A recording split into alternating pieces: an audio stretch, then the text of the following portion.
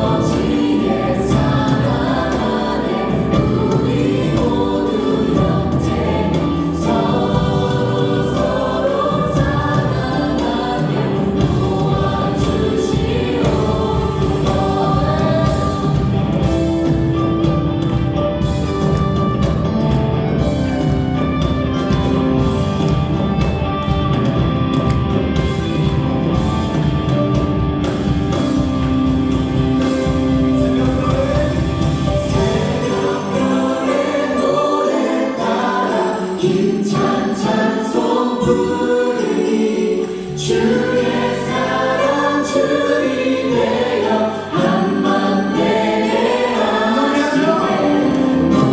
노래하며 행진하며 싸움에서 이기고 승전가에 높이 불러 주의 영광 높이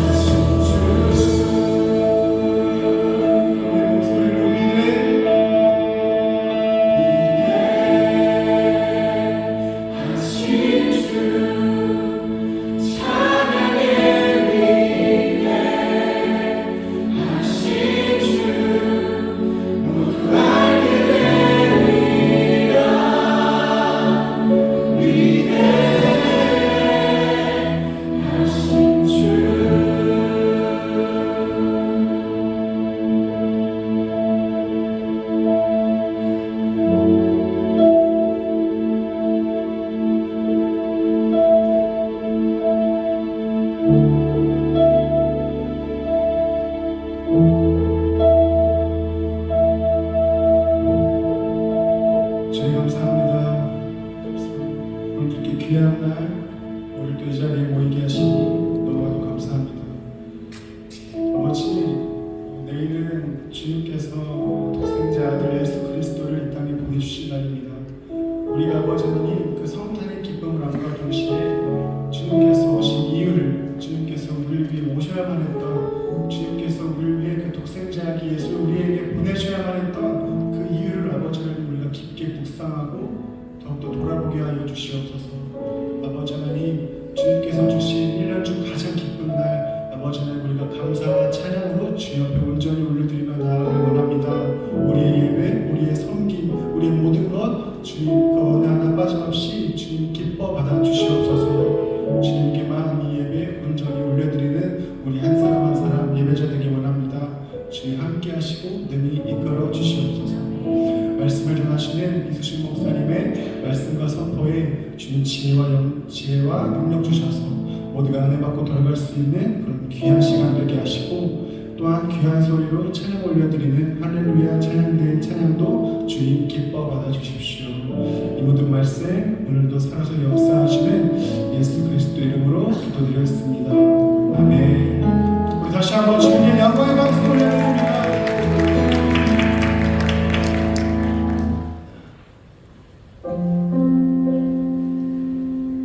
이 시간에는 축복하는 시간 갖기 원합니다. 오늘 주의 오후 예배 처음 나오신 분 혹시 자리에 계시다면 여기 내서 일어나 주시면 저희가 진심으로 축복해 드리려고 합니다. 혹시 자리에 계신가요?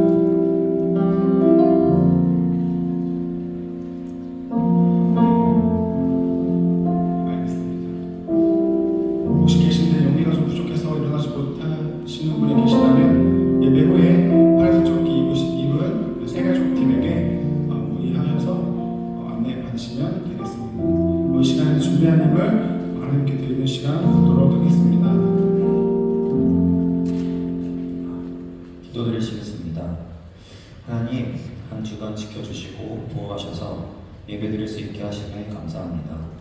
언제나 저희와 함께 계시지만 그 주님을 높여드리고 저희의 삶 속에 하나님의 계심을 더 기억하기를 원하며 하나님을 예배합니다. 하나님이 저희를 사랑하심을 삶 속에서 기억하게 해주시고, 특별히 하나님께서 죄인된 우리를 너무나 사랑하시고 살리기를 원하셔서 예수님을 보내셨음을 기억하게 해주세요. 예수님이 저에게 오신 일이 너무나 큰 기쁨이고 또한 너무나 큰 감격입니다. 예수님 와주시고 당신의 사역을 이루셔서 감사합니다. 감사한 마음으로 하나님께 예물을 드리길 원합니다. 누군가에게든지 보여주려고 하는 것이 아니라 하나님께 전심으로 저희들의 마음을 드리고 또 내려놓는 시간이 되게 하시고, 또한 하나님께서 그것을 기쁘게 받아주세요. 주님 사랑하고 감사합니다. 예수님의 이름으로 기도드립니다.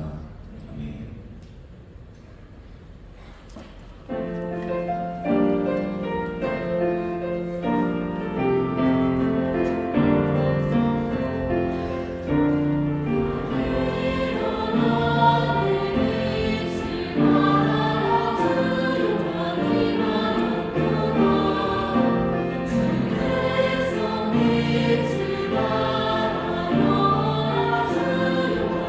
주여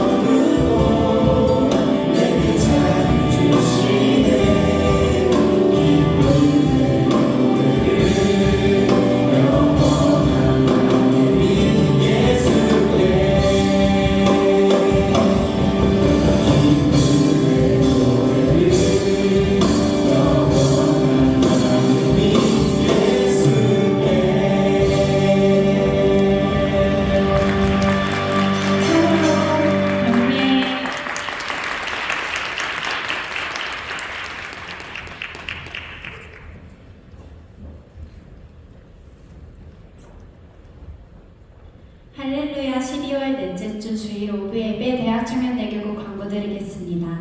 계속해서 대강절을 보내고 있습니다. 대강절을 밝히는 4개의 촛불은 기다림과 소망, 회개, 사랑과 나눔, 화해를 의미합니다. 촛불의 의미들을 생각해 보시면서 성탄절을 기다리는 시간 되길 소망합니다. 다음 주일인 12월 31일 저녁 10시 30분에는 송구영신 예배가 있습니다. 예배에 모두 오셔서 2023년을 감사와 회개의 기도로 마무리하시고 새로운 2024년을 믿음과 소망의 예배로 시작하시길 바랍니다. 신년 축복 성회가 2024년 1월 1일 월요일부터 1월 5일 금요일까지 매일 새벽 5시에 진행됩니다. 새해를 예배로 깨우시며 하나님께 온전히 맡겨드리는 한 해가 되길 소망합니다. 사랑의 열매 달기가 내일까지 진행됩니다. 예수님의 사랑을 전하실 수 있는 일에 많은 동참 부탁드립니다. 2024년 사역팀 팀원을 계속 모집 중에 있습니다. 화면에 보시는 것과 같이 퀴리오 예배팀, 선교전도 전략팀, 미디어팀, 할렐루야 찬양대, 세가족팀에서 많은 팀원들을 모집하고 있습니다. 하나님이 주시는 은사와 비전이 있다고 생각이 드시는 분들은 기도해 보시고 많은 지원 부탁드립니다. 오늘 오후 예배에 참석한 청년들 중 대학청년대교구 구역에 소속하여 신앙생활 하시길 원하시는 분들은 세가족팀에게 문의해 주시길 바랍니다. 이상으로 광고 마치겠습니다.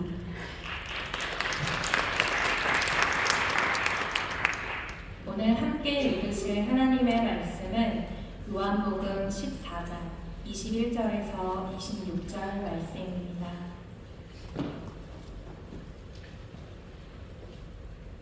나의 계명을 가지고 지키는 자라야 나를 사랑하는 자니 나를 사랑하는 자는 내 아버지께 사랑을 받을 것이요 나도 그를 사랑하여 그에게 나를 나타내리라. 가룟인 아닌 유다가 가로되 주여 어찌하여 자기를 우리에게는 나타내시고 세상에게는 아니하려 하시나이까. 예수께서 대답하여 가라사대 사람이 나를 사랑하면 내 말을 지키리니 내 아버지께서 저를 사랑하실 것이요 우리가 저에게 와서 거처를 저와 함께 하리라.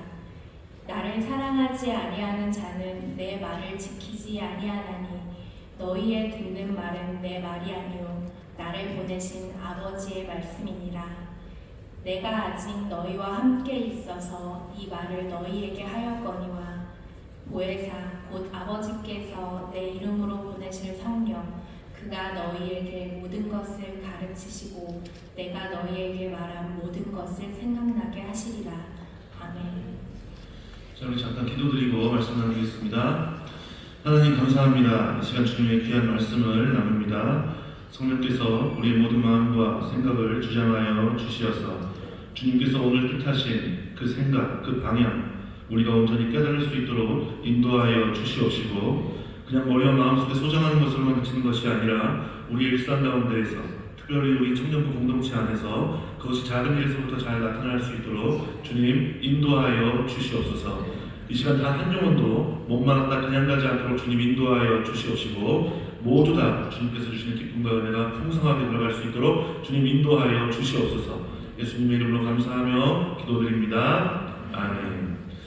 할렐루야. 오늘 우리가 읽은 요한복음 14장 21절에서 26절의 말씀을 가지고 사랑이란 제목으로 우리 같이 함께 말씀을 나누겠습니다. 사랑이 여러분 무엇이라고 생각하시나요? 되게 칙칙한 질문이죠? 사랑이 여러분 뭐라고 생각하세요? 어떤 사람은 눈물의 씨앗이래요. 어떤 사람은 눈물의 씨앗이다라고 그렇게 이야기하고 또 어떤 사람은 복권이다 그렇게 이야기합니다. 왜냐하면 자신과 관계없는 일이라고 복권이라고 그렇게 이야기한다고 하더라고요. 그리고 쓰다가만 편지라고 이야기하는 사람도 봤어요. 그리고 가질 수 없는 것이 사랑이래요. 자 여러분 그런데 사랑을 정의하는 것이 참 쉽지 않아요. 그렇죠?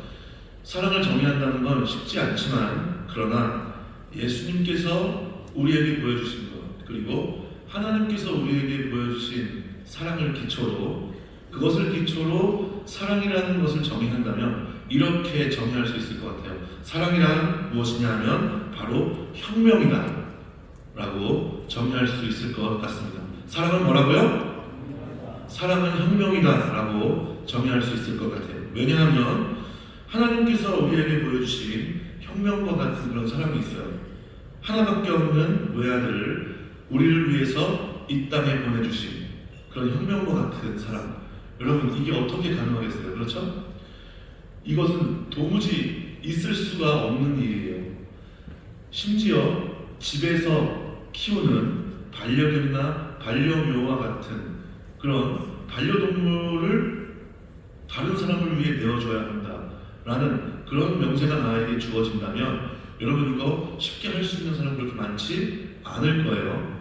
자, 그런데 하나님께서는 하나밖에 없는 독생자 외아들을 우리를 위해서 이 땅에 보내주신 것이죠. 자, 그리고 또 하나님께서 우리에게 보여주신 사랑의 혁명은 뭐냐 하면 출애굽 당시 이스라엘 백성들과 같은 우리 삶의 태도와 모습, 그런 것들임에도 불구하고 우리에게 여전히 기회를 주시고 손을 내미시고 계신다는 거죠.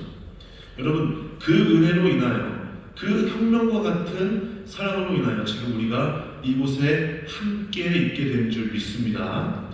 그것이 아니었으면 우리가 어떻게 우리가 이곳에 함께 할 수가 있겠어요? 자, 그리고 예수님께서 우리에게 보여주신 혁명과 같은 그런 사랑이 있어요. 그게 뭐냐면 온 우주 천지 만물의 작곡자이시고 지휘자이신 주님께서 우리를 위해 인간의 모습을 입고 친히 이 땅에 오셨다는 것. 그것이 바로 주님께서, 예수님께서 우리에게 보여주신 혁명과 같은 그런 사랑이죠. 그리고 만왕의 왕이 우리 죄를 위해서 땀방울이 핏방울과 같이 되는 그런 고통과 두려움 가운데에서도 하나님께서 맡기신 사명에 순종하면서 우리에게 구원의 문을 열어주셨다는 것. 여러분, 바로 이것이 혁명과 같은 그런 사랑 아니겠습니까? 그 사랑으로 인해서 저와 여러분이 이곳에 함께한 그 이유가 되는 줄 믿습니다. 여러분, 사랑이 혁명이라는 말이 좀 이해가 되세요? 이해가 되세요? 사랑은 혁명과 같은 것입니다. 자, 그러면 내가 일으켜야 할 혁명, 그것은 뭐가 있을까요? 오늘 우리가 읽은 본문을 근거로 해서 보면, 오늘 우리가 읽은 본문 21절에서 23절에는 예수님께서 우리가 일으켜야 할 사랑의 혁명으로 주님의 무엇을 지키는 것? 계명을 지키는 것을 말씀하시고 계시는 것을 우리가 볼 수 있어요. 21절 보면, 우리가 읽은 본문 21절을 보시면, 가롯이 유다가 이르되 가로되 주여 어찌하여 자기를 우리에게는 나타내시고 세상에는 나타내시려 하지 세상에게는 아니 하려 하시나이까? 물으니까요, 예수께서 대답하여 가라사대 사람이 나를 사랑하면 내 말을 지키리니 내 아버지께서 저를 어떻게 하실 것이요? 사랑하실 것이요. 우리가 저에게 와서 거처를 저와 함께 하리라 라고 그렇게 말씀하시고 있고요. 21절 보면 예수님은 나의 계명을 가지고 지키는 자라야 나를 어떻게 한다고요? 사랑하는 자다라고 그렇게 말씀하시고 계세요. 그만큼 주님께서 자신을 사랑한다라고 인지하시는 것에는 그냥 마음과 생각만으로 되는 것이 아니라 무엇을 지키는 것이 중요하다? 계명을 지키는 것이 중요하다는 거예요. 절대로 사랑은 마음과 생각만으로 되는 것이 아니라는 말이죠. 그렇기 때문에 주님께서는 우리에게 시시때때로 말씀을 통하여 그리고 여러 가지 방법으로 주님의 생각과 주님의 방법과 주님의 뜻을 계시하시는 줄로 믿습니다. 자, 그렇기 때문에 그냥 아무 의미 없이 그렇게 가르쳐 주시는 것이 아니라 계명을 지키는 것이 정말 중요하기 때문에 우리에게 그렇게 하시는 거죠. 심지어 24절을 보시면 나를 사랑하지 아니하는 자는 내 말을 지키지 아니한다라고 그렇게까지 말씀하세요. 그리고 너희의 듣는 말은 내 말이 아니요 나를 보내신 아버지의 말씀이다 그렇게 말씀하시죠. 지금 예수님께서 제자들 뿐만이 아니라 다른 사람들에게 이 당시 하시는 그 모든 말은 자신의 생각을 가르쳐 주시는 것이 아니라 누구의 말씀을 전하시는 거예요? 하나님의 말씀을 전하시는 것이죠. 자, 그렇기 때문에 그 말씀을 듣는 사람들은 오늘날에도 마찬가지죠. 그냥 듣는 것으로 머리와 마음속에 소장하는 것으로 그치면 안 되는 것이죠. 그만큼 주님의 뜻, 주님의 생각을 우리가 실천하는 것이 중요하다는 것을 주님께서 말씀하시는 거예요. 그것이 어디에까지 이어지냐 하면 주님께서 자신을 사랑한다, 사랑하지 않는다를 판단하시는 것에 그것까지 영향을 미친다고 하는 겁니다. 자, 그리고 두 번째로 우리가 일으켜야 할 혁명은 뭐냐면 주님께서 주시는 그 생각과 뜻이 내 생각과 달라도 주님께서 나에게 들려주신 그 음성이 내 생각과 내 뜻과 달라도 순종할 수 있는 그런 혁명이에요. 오늘 우리가 읽은 말씀 26절을 보세요. 26절을 보시면 뭐라고 말씀하시냐면 보혜사 곧 아버지께서 내 이름으로 보내실 성령 그가 너희에게 모든 것을 가르치시고 내가 너희에게 말한 모든 것을 어떻게 하시리라? 생각나게 하시리라 라고 그렇게 말씀하시죠. 여러분, 우리가 우리의 생각만으로 우리의 능력만으로 하나님의 뜻을 모두가 알 수 있어요? 없어요? 없죠. 절대로 그렇게 알 수가 없어요. 그렇기 때문에 주님께서 우리에게 누구를 보내주셨어요? 성령을 보내주셨죠. 오늘 예수님께서 말씀하신 대로 우리의 보혜사가 되시는 성령님은 주님께서 우리에게 말씀하신 분, 하나님께서 우리에게 가르쳐 주신 것을 어떻게 하신다고요? 생각나게 해주신다라는 말이죠. 여러분들이 막상 이것은 하나님께서 별로 기뻐하실 것 같지 않아. 이것은 하나님께서 기뻐하실 것 같아. 저 사람은 저렇게 해서 잘 될 것 같아. 나는 저 사람처럼 하면 안 될 것 같아. 라고 하는 것을 생각을 할 수가 있는데 내 지혜로 내 생각으로 그렇게 생각하는 것 같지만 여러분 그것이 근본적으로 생각날 수 있도록 인도해 주신 분이 누구라고요? 성령님이신 줄 믿습니다. 자, 그래서 그것뿐만이 아니죠. 성령님은 바람이 부는 것을 통해서도 우리가 마음속으로 하나님께서 나에게 주시는 생각을 느끼게 해주실 수 있어요. 낙엽이 떨어지는 것을 통해서도 그렇고요. 이 세상 모든 자연현상과 또 천지 만물들을 통해서도 하나님의 생각을 우리에게 전해주실 수 있으시죠. 자, 그런데 여러분 그냥 전해주시는 것이 아니에요. 그냥 전해주시는 것이 아니라 그렇게 우리에게 주시는 하나님의 생각을 듣고 어떻게 하라고요? 실천할 수 있도록 행동에 옮길 수 있도록 우리를 권면하시고 우리를 애타게 바라보시면서 우리가 믿음으로 얻는 구원의 바른 길을 갈 수 있도록 우리에게 중보자의 역할을 해주시는 줄 믿습니다. 자, 고린도전서 13장을 한번 생각해 보세요. 고린도전서 13장을 한번 생각해 보시면 여러분 사랑은 오래 참고 사랑은 온유하며 시기하지 아니하며 사랑은 자랑하지 아니하며 교만하지 아니하며 무례히 행하지 아니하며 자기의 유익을 구하지 않는데요. 그리고 성내지 아니하며 악한 것을 생각하지 아니하며 불의를 기뻐하지 아니하고 진리와 함께 기뻐하고 모든 것을 참으며 모든 것을 믿으며 모든 것을 바라며 모든 것을 견디느니라. 이렇게 말씀하세요. 여러분 이 말씀을 들을 때 성령께서 우리에게 주신 음성이 있어요? 없어요? 있죠. 왜 나는 오래 참지 못할까? 왜 나는 조금 더 성내지 말아야 할 것을 알면서도 왜 분노 조절이 잘 안 될까? 왜 나는 항상 그럴까? 라고 하는 그 생각이 들면서 여러분 성령께서 내게 주시는 그 마음이 하나님의 음성이 있어요. 그렇죠? 자, 그럴 때 한번 잘 생각해 보세요. 온유하고 성경에서 말하는 온유는 그냥 사람이 젠틀한 그것만 가리키는 것이 아니에요. 성경에서 말하는 온유는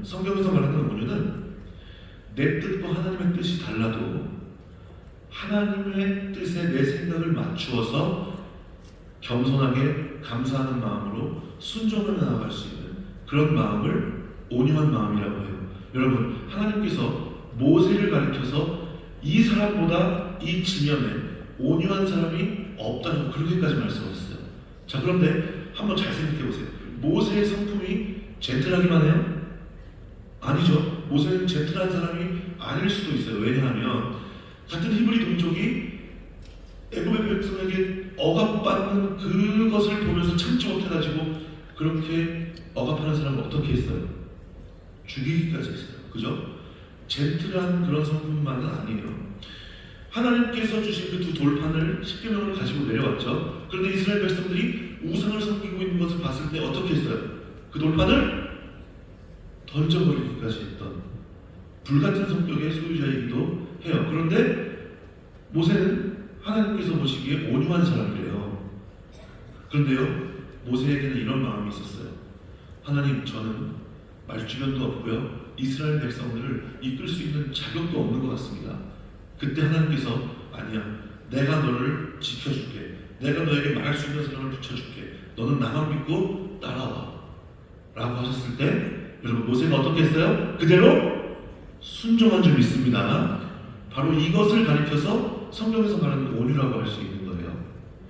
그리고 시기하지 않고 자랑하지 않고 도난하지 않고 무례히 향치 않고 그리고 기타 등등 모든 것을 바라는 모든 것을 견디느니라 라고 하는 이 성품, 여러분, 이 성품이 우리의 성품이 되고 성령께서 주시는 그 하나님의 음성이 우리의 삶 가운데에서 하늘에서와 같이 땅에서도 이루어지도록 만들려면 여러분, 우리가 어떻게 해야 돼요? 우리 안에 혁명이 일어나야 돼요. 그냥은 안 돼요. 이게 그냥 될 것 같아요? 자연스럽게 여러분 온유할 수 있어요? 자연스럽게 시기하지 않을 수 있어요? 사촌이 땅을 사도 배가 아픈데 자연스럽게 시기하지 않을 수 있는 사람은 이 세상에 그렇게 많지 않아요. 인간의 성품을 갖고 있는 사람 중에서는 저는 예수님이 유일하시다고 봐요. 그리고 자연스럽게 교만하지 않을 수 있어요? 무례히 행하지 않을 수 있어요? 자신의 유익만 구하지 않을 수 있어요? 성내지 않고 악한 것을 구하지 않을 수 있어요? 모든 것을 참으면서 견딜 수 있어요? 아니요, 여러분. 그렇게 하나님께서 말씀하시는 그 뜻이 우리 안에 이루어져 나아가려면 여러분, 우리 안에도 혁명이 일어나야 할 줄 믿습니다. 예수님께서 보여주신 그 사랑의 혁명, 하나님께서 보여주신 그 사랑의 혁명이 우리에게도 일어나야 우리가 자랑하지 않을 수 있고 교만하지 않을 수 있고 무례히 행하지 않을 수 있고 우리의 유익만을 구하지 않을 수 있고 온유하게 모든 것을 참으면서 견디면서 주님의 음성에 따라 하나님의 뜻을, 하나님의 나라를 이루어가게 될 줄 믿습니다. 간절히 말하기는 저와 여러분이 하나님께서 말씀하시는 그 혁명에 동참할 수 있는 하나님의 자녀 예수 그리스도의 제자가 되었으면 좋겠습니다. 여러분, 혁명에 관련된 영화가 1000만이 넘었다고 해요. 혁명에 관련된 영화가 1000만이 넘었다고 하는데 여러분 거기서 그거 본 분 계세요? 본 분도 계시고 안 본 분도 계실 거예요. 자, 그런데 우리가 반드시 기억해야 할 것은 뭐냐면 그들이 일으킨 혁명과 하나님께서 일으켜주신 혁명은 같은 성질의 것이 아니다라는 거죠. 여러분, 마찬가지로 우리가 일으켜야 할 그 사랑의 혁명, 우리가 일으켜야 할 사랑의 혁명 역시도 주님을 닮아서 주님을 의지하며 주님께서 말씀하신 그 길로 나아가야 할 줄 믿습니다. 여러분, 그러면 우리가 곰곰이 생각해 볼 게 있어요. 나는 과연 하나님께서 나에게 일으키라고 말씀하신 그 사랑의 혁명에 동참해 본 경험이 있는가? 그걸 잘 생각해 봐야 되겠죠. 계명을 지키는 것, 계명을 지키는 것은 나중에 예수님께서 이 땅에 다시 오셨을 때 모든 것을 결산하는 그날 예수님과 1대1로 결산할 문제예요. 그거는 개인도 잘 모를 수가 있어요. 그죠? 자, 그런데 주님께서 주시는 음성에 내 뜻과 내 마음이 달라도 혁명을 일으키는 그 마음으로, 주님께서 일으켜주신 그 혁명에 동참하는 마음으로 내가 순종하고 있는가 라고 하는 그것은 여러분 지금 당장 내가 알 수 있어요? 없어요? 어렴풋이라도 알 수가 있죠. 여러분 그런 경험이 있어요? 혹시?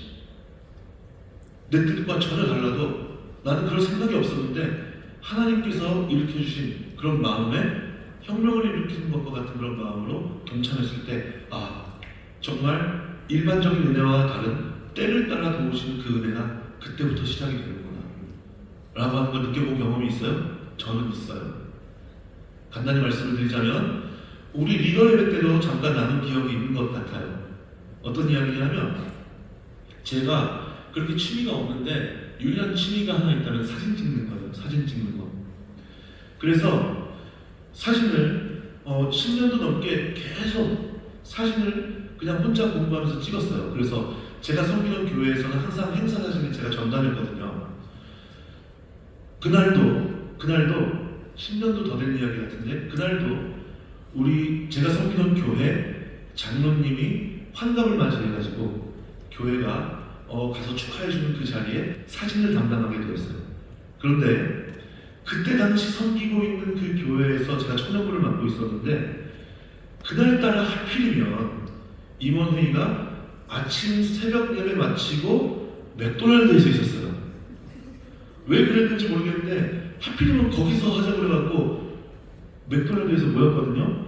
그렇지 근데 굳이 그래도 되지 않았는데 임원회의 마치고 바로 행사 장소로 이동하려고 카메라를 가지고 갔어요. 가방에 넣어가지고 갔거든요. 그런데 열심히 회의를 하고 마치고 다시 이제 교회로 이동해서 차를 운전해가지고 행사 장소로 가려고 딱 보니까 뭐가 없는 거예요. 카메라 가방이 없어요. 그러니까 참 이상한 거죠. 왜 거기를 들고 갔느냐. 교회로 다시 와서 내가 차를 운전해서 갈 건데 왜 하필이면 그때 거기에 카메라 가방을 들고 갔는지 지금 생각해도 저는 그게 미스테리예요. 없어졌어요. 그래가지고 빨리 맥도날드 해화 지점에 전화해가지고 거기 카메라 가방이 있느냐 보니까 없대요. 가방이 없어졌어 하면서 불이 나게 가가지고 진짜 자리에 앉았던 그 자리를 확인해보니까 가방이 없어요. 이것만 기억나요? 자, 그때는 정말 머리가 그냥 쭈뼛쭈뼛 쓰는 것 같고 얼굴이 하얘져가지고 갔더니 없어요. 누가 가져가신 거죠. 덩그러니 아무것도 없더라고요. 그래서 이걸 어떡하나 했는데 일단 신고해야겠다. 그리고 신고를 했어요. 그리고 경찰관 입회하에 그 매장에 CCTV로 확인했어요. CCTV로 확인했는데 도무지 방법이 생각이 안 나는 거예요. 확인한다 한들 어떻게 잡을 것이며 이걸 어떻게 해야 하나 하는데 하나님께서 지혜를 주셨어요. 어떻게 지혜를 주셨냐면 여러분 원래 제가 강력히 형사를 하고 싶었거든요. 잘 어울리죠? 그게 더 잘 어울리죠? 대기관 99명이 그렇게 이야기해요. 자, 지혜를 주셨는데 어떻게 지혜를 주셨냐 하면 CCTV로 확인하는데 이 사람이 카드를 쓰거나 현금 영수증을 했는지 확인해라. 이런 지혜를 주셨어요. 그냥 현금을 내고 샀으면 방법이 없을 수도 있는데 이분이 아름답게 카드를 결제하는 그 영상이 포착이 됐어요. 아름답게 카드로 딱 이렇게 결제를 하더라고요. 그래서 이제 그것이 확인됐으니까 경찰관과 함께 이제 그분이 경찰서에 도착하는 건 좀 오래 걸리느냐 늦게 걸리느냐에 따른 시간 문제예요. 만약에 그렇지 않았다면 정말 미궁 속으로 빠질 수도 있었을 텐데 어쨌든 그렇게 돼서 연락을 받았어요. 잡았다고. 그래서 언제까지 이렇게 출두하기로 했다. 연락을 받았거든요. 그런데 또 한 통의 전화를 받았어요. 그게 누구냐면 그 가방을 가져가신 형제님이에요. 제 전화번호를 어떻게 알고 전화했는지 모르겠지만 어쨌든 제게 전화해서 할 얘기가 뻔하죠, 그죠? 잘못했다. 한 번만 용서해달라. 그렇게 이야기를 했어요. 그때 제가 뭐라고 그랬을까요? 주님의 사랑으로 사랑합니다. 이렇게 했을까요? 아닌 것 같아요? 제가 그 정도밖에 안 되나요? 저는 그렇게 하지 못했어요. 저는 당신을 용서할 생각이 없어요. 왜냐하면 또 다른 피해자가 양산되지 않기를 바라는 마음이에요. 저는 법대로 할 테니까 더 이상 저한테 전화하지 말아주셨으면 좋겠어요. 경찰서에서 뵙겠습니다. 하고 끊었어요. 그랬는데 며칠 있다가 또 한 통의 전화를 받았어요. 그 형제님이에요. 그랬는데 그때 역시도 저는 용서할 마음이 조금도 없었어요. 진짜로. 왜냐하면 아까 말씀드렸듯이 그렇게 용서해주면 또 다른 피해자가 양산되기 때문에 그렇게 용서해줄 마음이 없었는데 그때 하나님이 한번 만나봐라라고 하는 그런 마음을 주시더라고요. 만나는 봐라. 그래서 정말 만나기 싫었는데 옆에서 만남을 권유하시는 분도 계시고 해서 저기 동인천에서 만났어요. 동인천에서 만났는데 점심때가 돼서 같이 이렇게 뭐 밥을 먹기로 했어요. 그런데 여러분 서로 어색하고 그 뻘쭘한 분위기 어떡할 거예요? 밥이 넘어가요? 안 넘어가요? 안 넘어가죠. 그 형제는 저를 똑바로 쳐다보지도 못해요. 그리고 만나서 용서해 주세요. 잘못했습니다. 그렇게 계속 용서를 구하는데 그 목소리가 계속 떨려요. 그런데 그때까지도 저는 용서해 줄 마음이 조금도 없었어요. 그런데 그렇게 시간이 지나는 가운데 하나님이 저한테 어떤 마음을 주셨냐면 그 형제에게 예수님을 전해라라는 그런 마음을 주셨어요. 그 형제를 용서하고 예수님을 전해라 그런 마음을 주셨어요. 여러분 그런데 그때 당시에 이게 뭐지? 이런 생각이 드는 거예요.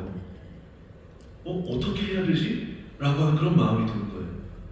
그런데 저는 사역자로서 그런 생각을 했다는 것 자체가 지금 생각해보면 어쩌면 하나님께 약간 부끄러운 모습일 수 있을 것 같아요. 왜냐하면 하나님께서 그런 마음을 주시면 그렇게 행동을 해야죠. 그죠? 그런데 잠깐이라도 어떻게 해야 하지 고민을 했다는 것 자체가 조금 부끄럽지만 고민이 됐어요. 정말 용서를 해야 하나? 안 해야 하나? 그런데 제가 어떻게 했을 것 같아요? 어떻게 했냐면 그 친구에게 나는 너를 용서하겠다 이렇게 이야기했어요. 나는 너를 용서하겠다. 그렇지만 너에게 용서하게끔 한 그런 마음을 주신 분이 내가 믿는 하나님이라는 분이다. 나는 너를 용서하고 싶은 마음이 조금도 없었다. 애초에 여기 올 때부터 하나님이 한번 만나보라는 그런 마음을 주셨기 때문에 온 거지 만나도 별로 그렇게 너에게 용서할 생각이 없고 하나님이 그렇게 하라고 하니까 만나는 보기 위해 온 거다. 하지만 이 자리에 앉았을 때 이야기가 진행되는 동안 나는 너에게 하나님께서 용서하라는 그런 마음을 주셨다. 그러니 하나님께서 말씀하신 것에 따라 나는 너를 용서할 것이다. 하지만 조건이 있다. 내가 믿는 하나님을 너도 믿을 수 있었으면 좋겠다. 그렇게 생각지도 않았던 전도가 이루어진 거예요. 여러분, 그 친구가 어떻게 했을 것 같아요? 그 친구 약속을 지켰어요. 내가 너에게 권면한 지금 이 말을 너는 꼭 지켰으면 좋겠고 그러면 내가 담당 목사에게 너를 전혀 처벌을 원치 않는다고 이야기하겠다 라고 했더니 정말 예배당에 가서 이렇게 사진을 찍어서 저한테 보내줬거든요.